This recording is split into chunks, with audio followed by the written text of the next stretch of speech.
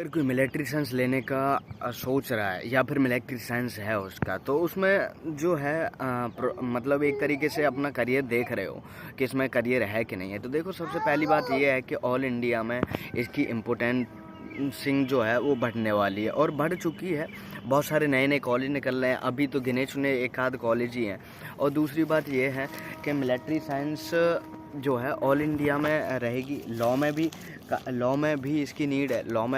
Law जो college होते हैं उनमें भी ये कंपलसरी कर दिया गया है।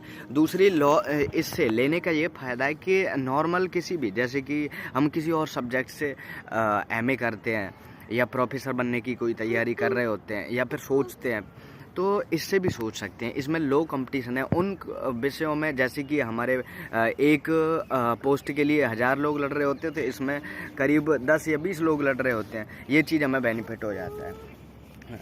और अगली चीज़ ये है, सिंपल सी है, एमए में जो डिफेंस स्ट्रेटजिक अपना सब्जेक्ट लेना है, उसके बाद अपने को करना क्या है, सिंपल है।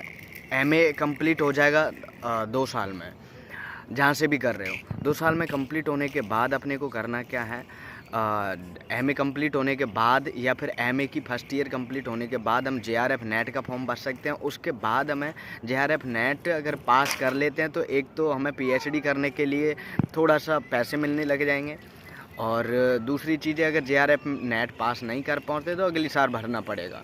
और उसके बाद पीएचडी, अगर पीएचडी नहीं करते हैं तो जेआरएफ दे करके किसी भी ऑल इंडिया में गवर्नमेंट कॉलेजों में हम अप्लाई कर सकते हैं। अगर जेआरएफ नहीं किया है तो भी पीएचडी कर सकते हैं किसी प्राइवेट कॉलेज से, लेकिन हम फिर सरकारी कॉलेजों में जो है टीचर के लिए, प्रोफेसर के लिए अप्लाई नहीं कर सकते।